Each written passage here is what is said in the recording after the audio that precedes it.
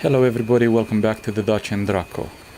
We are on the deck of the Admiral Kuznetsov in this very beautiful Samolyot Su33, and we are about to set off to do some visual approach landing drills.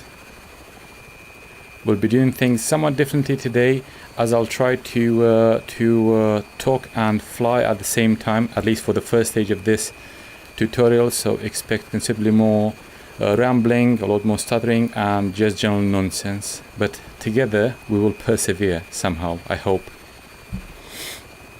Okay, first things first, let's unfold these beautiful wings.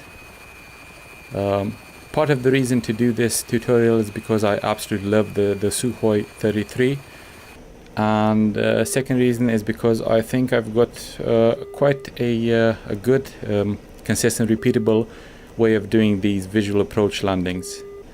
Sadly, no budget for ILS landings. We'll just have to do whatever we can here. Okay, wings are down, clear behind us. Time to get these mirrors out of the way as they take up resource.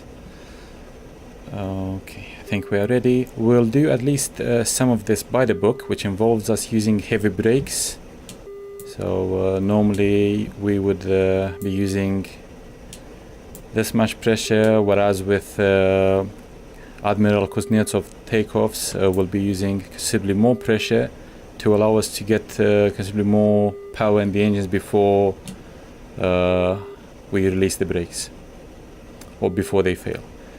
Okay, and also we'll be disengaging nose wheel steering to prevent lateral drift on takeoff. I think we're already off by a few angles, so we will still see some drift, but not enough to put us in a bad spot.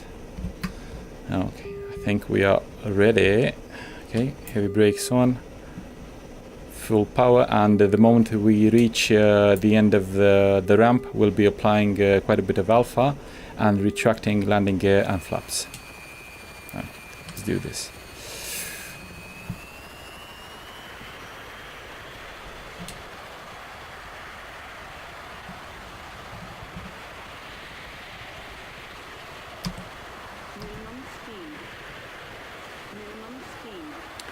And we are off.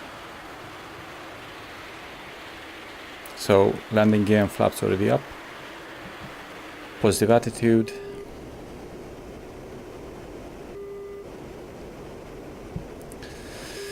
It's all good. Okay, now let's go over the HUD elements I'll be using for my visual approach landings. It'll mainly be the artificial horizon indicator, which is fixed on the HUD.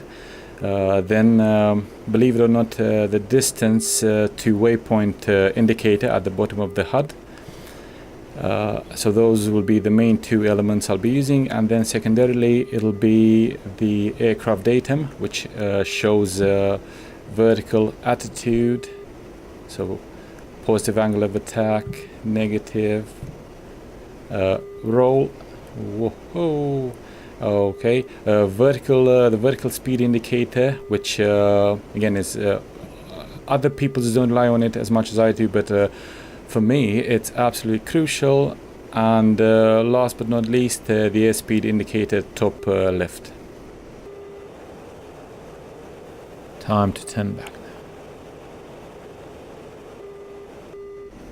now. Okay, let's do this.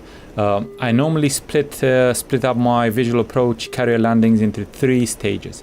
First stage would be to aim the artificial horizon at the deck of the carrier, and I'm doing that at around 290-300 kilometers an hour airspeed with a 10 meter a second sink rate. The moment I'm closer in, at no more than, let's say, a mile from the carrier, I pitch the nose up, so that slows me down a bit to, let's say, 250-270 kilometers an hour, and then slows down the sink rate to 5 meters a second, while aiming the distance to waypoint marker at where I believe the wires are. In this case, I'm allowing the nose of the plane to drift out a bit because I'm misaligned, but I'll bring that in as I get closer to the deck.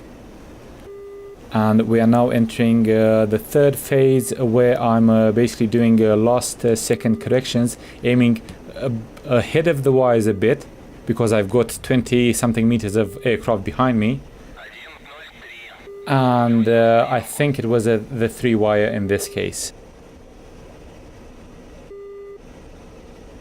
We were aiming to get the 2 wire. We didn't miss it by much, but we can definitely do a lot better on the following attempts.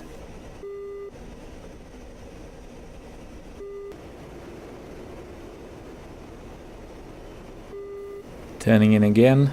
Just look at this majestic bird.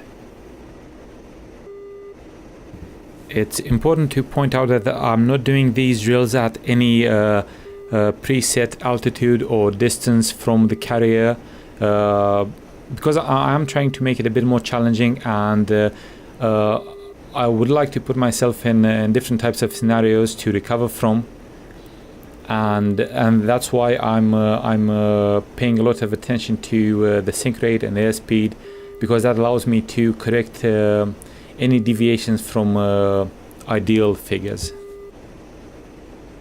Already getting ready to switch from stage 1 to stage 2, so switching from the artificial horizon to using the distance to waypoint marker.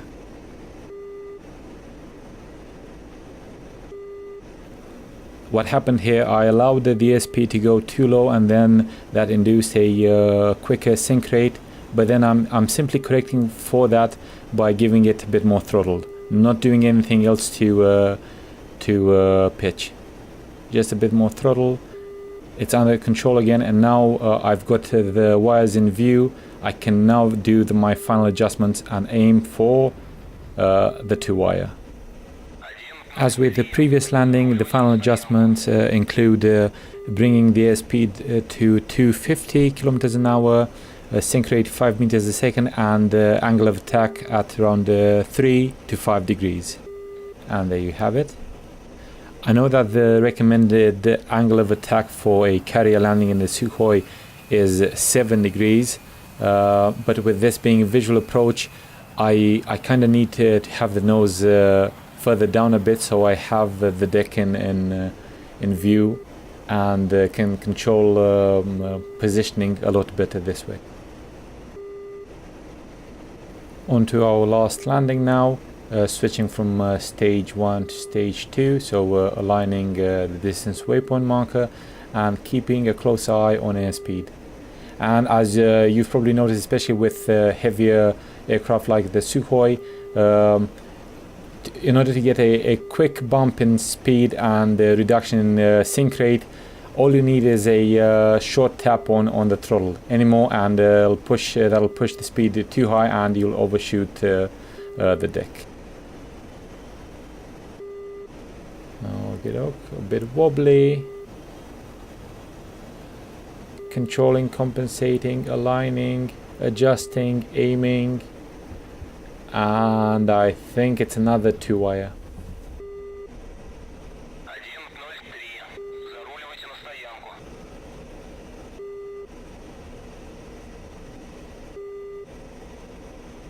This concludes tonight's visual approach carrier landing drills in the Su33. Have a nice one.